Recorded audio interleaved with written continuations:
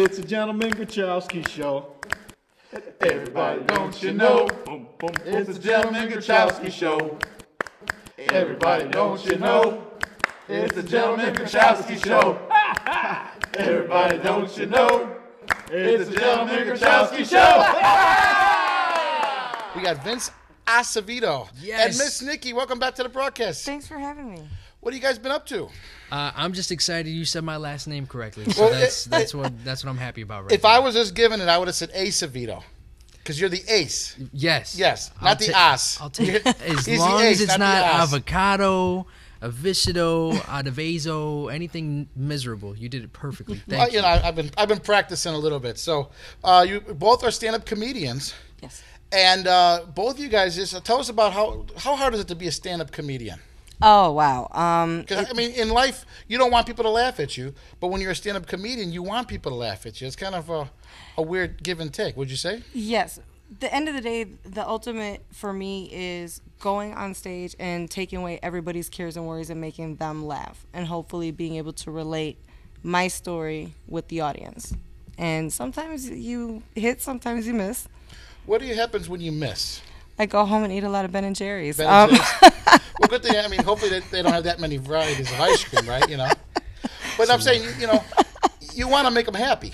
Absolutely. You want every joke you do, because every joke you do, you think is $1 million joke, right? It's like your baby, right? They are your babies. You get confident and you get up there and you feel like this is gonna hit, and it depends on the crowd. It's a gamble. Every night's a gamble. Because you also would think certain people wouldn't get a certain joke. The joke might be too intelligent for them or too lowbrow for them, right? It's tough just because you don't want to dumb down your material, but at the same time, you do have to be very understanding of what kind of crowd you're in.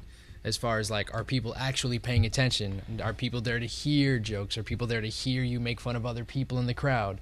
Are people even really, with you the entire night? Are they tired? So you have to gauge the crowd, and from there you get to kind of decide how you want to go with your comedy. But it is tough. I mean, Nikki's been doing it for 4 years now. Yes, almost 4 years. 5 years. Mm-hmm. I've been doing it for 9 years, and I started when I was 20, and it still seems like no matter how much material you come up with, there's no letting up. Like, you have to sneak in a new joke here or there, and it can be very tiresome. And a lot of people, they don't understand that is a tiring situation. You mentioned reading the crowd. How long you think usually takes to read a crowd? It should only take you a couple minutes, if that.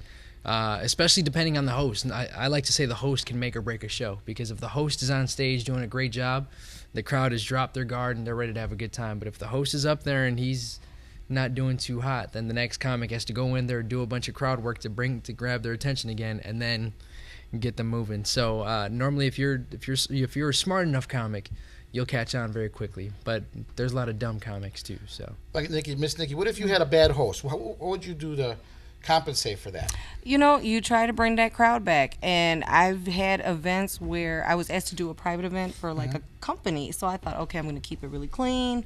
I'm going to really, it's an employee event. How would I feel if I was an employee? And I kind of overthought it. And it was tumbleweeds all night for me. And then the girls that I brought in were doing like very raunchy material. And they were getting all the laughs. And I was like, I had no idea that this is how I'm thinking, oh my God. But no, it worked for them. It didn't work for me that day, and I learned my lesson. But you have to have good material that you can bring your audience back, capture their attention, draw them in, and tell them what you need to tell them. Yeah, 'cause I think that would be the biggest thing, is just to be able to rebound quickly. yes. Quickly, and I also have some jokes that that are going to be good regardless, right? Absolutely. There's always a joke or two, Yeah, and I preach this to a lot of other comics that are just starting, that have been doing it for a little while, is that your material has to be universal as far as crowd-wise, because whether they're corporate or college, or you want to have a couple jokes that everybody gets right away, whether it's just making fun of your family. Everybody makes fun of their family, something obvious that everybody can get into, and Right. it's not the easiest thing, but when you finally figure it out, it's fun to know that joke works no matter where you go. And then when you finally figure that out, it's like, oh, I'm a genius, right? So, yeah. I'm a genius. For this small 2 minutes, I am amazing. Miss Nikki, what were some of the harder crowds you had to deal with? For me, it's the younger crowd that doesn't have too much life experience, because I'm a mother, I'm a wife, and I talk about those things. So sometimes they kind of deer in headlights me, the young guys, and I get it. But, you know, I bring it back in such a way that they can relate. So it's brought me to go back to the table and rewrite and rethink some of those things so I can be relatable to all ages. Now, do you think it's possible to tell the same joke to an older crowd, and it also just tweak it a little bit for a younger crowd to understand it or enjoy it? Sometimes it is, but there's such a huge generation gap now. Is what a younger generation is exposed to as compared to like what people around my generation or your generation were exposed to, especially music.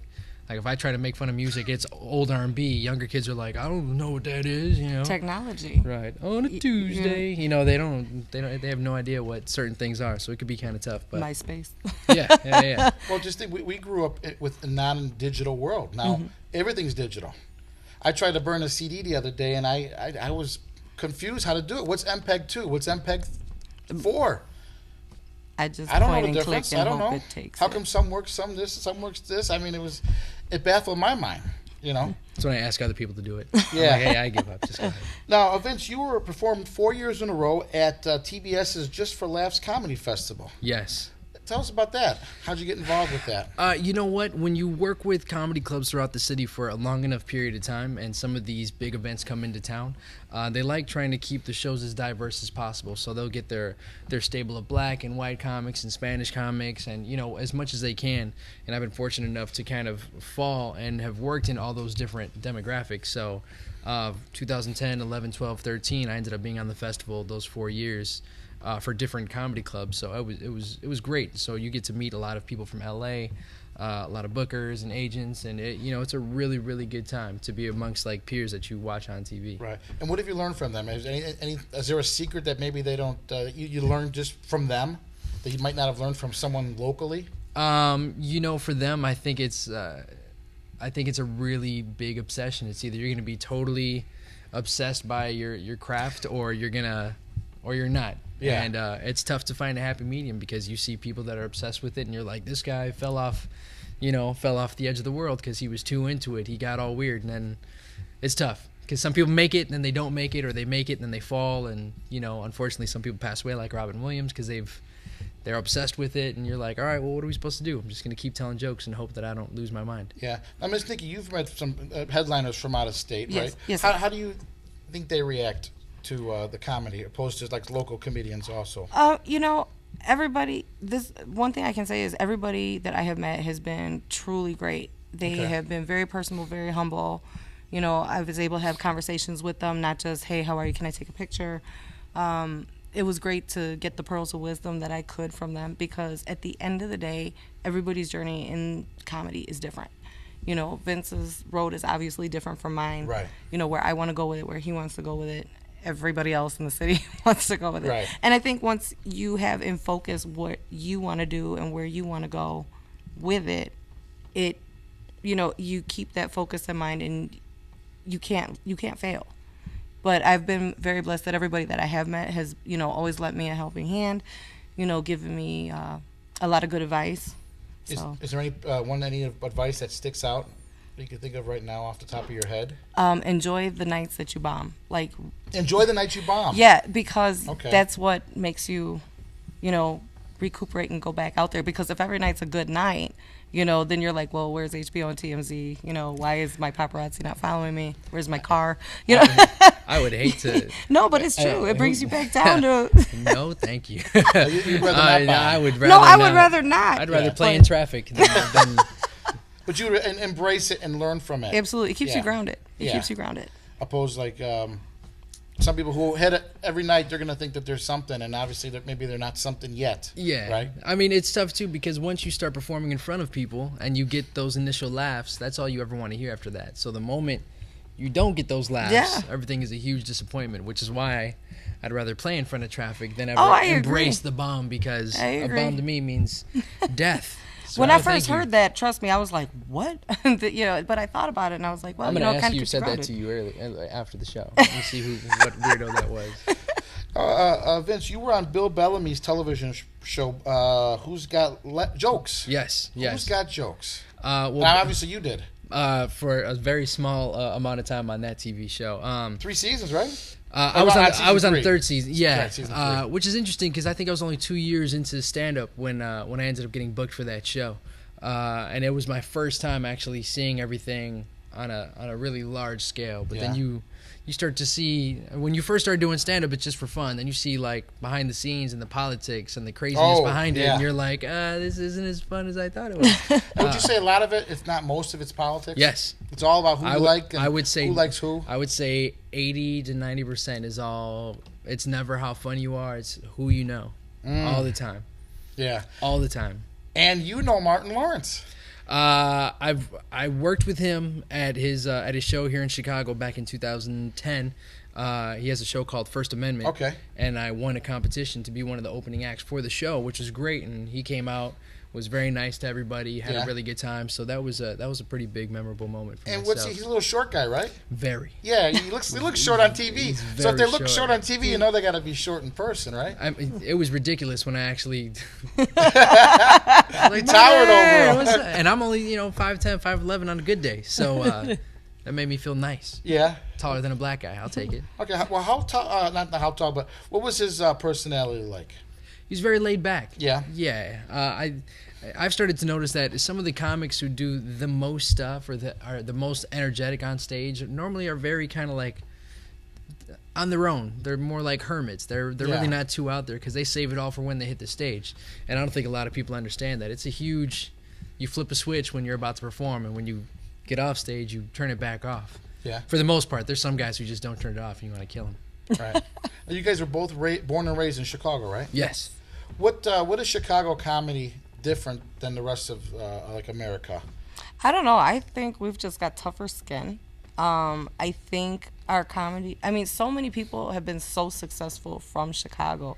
And I don't know if it's the upbringing of the Midwest. I don't know if it's a family thing.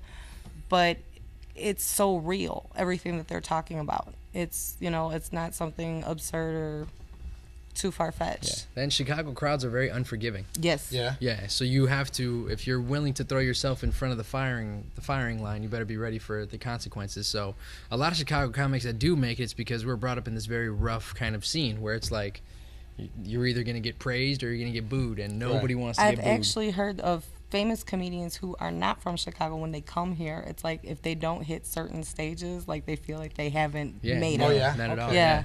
Now, how was, you said, a rough crowd? How was like playing with a college, like a college town? A lot of comedians go to college towns and play. How are college kids at a comedy night? Colleges are a little bit more forgiving because the college kids are there to have a good time. They're there to party, you know. So it could be a silly joke and they'll still kind of go with it. When I'm talking about rough crowds, I mean like comedy clubs that are rough crowds. Like if they pay $20 for a seat, then they want $20 worth of like nonstop laughs. And if you give them only $6-7 worth, they're gonna tear you up. And I've seen comics get booed off stage, and I swear I'd never embrace it. Something so about in said the that city. To you, I'm going after him. Something about in the city though, I've noticed like North Side clubs as opposed to South Side clubs. It's like if you don't bring it the minute you hit that stage, especially like Watra, jokes and like forget it. You better be walking out there funny. In North Side, it's a little more forgiving, I feel. Okay. Yeah. And the suburbs are a little more forgiving. A little bit more relaxed. Yes. They're there. They're there for. They know it's gonna be funny. Yeah. They just want to enjoy their evening. They're there for the setting, and it also depends on who they grew up watching. Like I assume Southside area is brought up watching people like Martin Lawrence and Eddie Murphy, Bernie Mac, so they're used to that kind of quick, in your face, kind of punchy material. And you think of Northside crowds, and you're thinking more like George Carlin, not just white comics, but obviously more intellectual. Yeah. So it really just depends on where you are, but you still gotta go out there swinging for them. So. Cool. Any final thoughts about comedy you might want to share with us before we take off? Ladies first. Oh my goodness. If it's your dream, keep going for it. I mean, I get up and try and do it every day. My only words of wisdom is that if you're gonna do it, just expect that it's gonna be you for yourself. Right. And not like in a selfish way, but you're really going to be your biggest fan and supporter. And if you're not your biggest fan and supporter, you might as well not even do it. Oh, okay. So if you're going to do it, and just know that nothing else is really going to be in sync with it. Family, friends, relationships, nothing. It's just going to be your thing because your weekends don't belong to anybody else except for, the stage. Okay. And Miss Nikki, you have a fan page and Yes, I do. Facebook? I am on Facebook under Veronique Nikki Martinez. I do have a show myself, LOL with Miss Nikki, on intellectualradio.com, where I interview comedians Okay. all throughout the city and try and help other comedians, Right. you know, and plus build a fan base for other comedians. And where's that promote. again? That's on LOL with Miss Nikki is on Facebook. Okay. Like the page and check it out on intellectualradio.com. Cool. And then Vince? You can actually find me on Facebook also under Vince Acevedo, Acevedo. Well done once again for saying it properly. I'm professional. Yeah, no, thank you. Instagram, Twitter. I do have a website. It's vinceacevedo.com. So everything is just right under my name, thankfully. I have nothing else as cool as Miss Nikki. But I do go on to Ashley Madison quite a bit just to see what kind of fun things I can find there. Cool. It's a gentleman Grochowski show. Everybody, don't you know? It's a gentleman Grochowski show. Everybody, don't you know? It's a gentleman Grochowski show. Everybody, don't you know? It's a gentleman Grochowski show. TVHams.com, the official website of Gentleman Grochowski Show. You can also go to YouTube and Facebook, find out more information. We happen to have Hot League the Comedian back in the studio. Welcome back, my friend. All right, man. Thank you, Larry. Thank you. What's been going on with you? Man, just doing comedy throughout the city. And I had my first comedy show. It was a bomb. It was hilarious. And I'm looking forward to having another one. What have you learned from your first comedy show? What have I learned? Oh, Yeah, man. because there's a learning process. You know that. Yes. I went through that. Normally I just go on the show myself. I just worry about myself. But you're worried about other comedians, Right. how they do, and how they are coming up. And it's a lot of work to be done and a lot of worry. Yeah, so people out there think all you do is, as a stand-up comedian, all you do is stand up and say something funny, which is somewhat true, but there's actually some thought and process into the routine you're going to put together, right? Oh, yes. But now, if you are putting together a show, it's not like you just put this comedian in a row, and if you get in between, you got to figure out a way to tie that comedian to the other comedian and come out with something funny to say that related to maybe what they were talking You about, have right? to improv through that, and that's something I was dealing with, because also doing the things I kind of had planned, people were telling me different things. Oh, yeah, promote this, promote that. And, it got hairy, so it was really something to do that. And even dealing with a lot of comedians that they looking for something to talk about. So me being a new guy, having my own show, they were loving this, but they were working for me. So, hey, I'm doing something right. So what's the main lesson you learned from your first show? Control my own product. Okay. Yeah, I have a business partner, which I love them. I love y'all out there, but don't go into business with your friends. Oh, that's rule number one. Business, friends or family, right? Right. Oh, man. Yeah, we still riffing and beefing over it. But I still love them. So, your overall, what grade do you give yourself? for Well, the first show? I gave myself an A. Okay. But the people came to the show, said B+, they can't wait for the next one. Okay, that's a good thing. Right. That's and- better than giving you an A and say stop it while you're ahead. Right. Right, I guess, right? You don't want that. Well, that you have that. You will have those days when you bomb. I have done that. I went down to the famous all jokes and notes. Okay. And I started out bad. They could have pulled me off stage. I was doing so well. So bad. But I got nervous. I lost my place. But finally I got right, and I think I brought it back. Okay. So What made you get nervous? Was it someone in the audience? Was it? no, it was just that I'm down here jokes and notes. This is my first time. Okay. And it was a contest going on. It was a lot of things. If I hit it right, I think I placed like 4th out of like 20. Okay. And if I hit my show correctly, I may have won and opened at the Airy Crown. Okay. Because a lot of people don't realize with stand-up comedy, there's a rhythm to it. Oh, yes. And sometimes you're out of sync, or you're just not there for some reason. You just can't concentrate. Right, just like with a basketball player or a baseball player, you're in a slump. Same thing applies to doing stand-up comedy, where like- you don't realize you don't know what you're doing differently than yesterday, but you're just not getting it done. Like, for instance, Larry, I smell something in, something burning. Huh? Yeah, it's like some bear meat. You know, the bears got their head cracked. Oh yeah. I'm like, Yeah, that you boy got was a some man. bears on the grill. I thought I bear showered. meat on the I grill. thought I Not showered. you, man. But oh boy, But you know what? It's just amazing. It's a rhythm, and there's a science. Believe it or not, there is a science behind stand-up comedy. People just think you show up and make funny remarks, and that's not. Some people do rely upon that, but there is a strategy behind it. I wish, and it's best to practice your routine. It's Daily. It's best to because when you get mixed up, you're gonna need to go to something that you know. Because if you get confused, get lost, start looking into the lights and all this other stuff, and it's going to end bad. Do you have any mind exercises that you use to follow your routine? Not really. I just practice it. And the thing about my stuff, I say 95%, 80% of it is experiences. So I don't really forget it. I just forget to maybe do that routine, but I've lived it most of the time.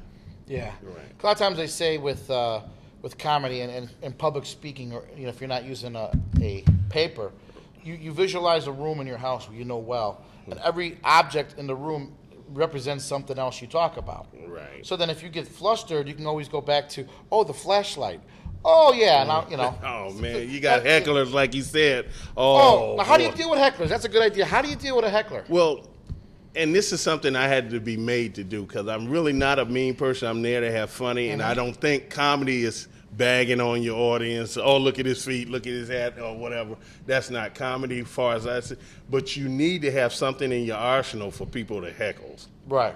Right. So, like, give you an example. You have somebody, your mother. Okay. One of these mama jokes. So your mama. Yeah. Okay. Your mama's so dumb, she put 2 quarters in her ear and called herself listening to 50 Cent. Oh, So that kind of stuff. And they shouldn't win in no form. Even if they get up and shout, you have the mic. right. So, Also, a good establishment will get the heckler out of there right away. well, yes, but starting at the bottom, Right. you hope there's security. Especially open You mic hope- nights, yes. Yeah. And I was working Gary. Whoa, I'm scared to death. Oh, okay. And I had someone come on stage, and I met her earlier in that night. She was nice then, but as she She drank, looked better with alcohol. yeah, well, she got worse. Oh. She had like fatigues on and started coming up on stage while I'm doing my routine. Wow, that's the wild kind of girl. You want Yeah, that. she was doing a strip like dance too, Yeah. you know. And I'm trying to do my stick, but I'm looking over there. She is. What?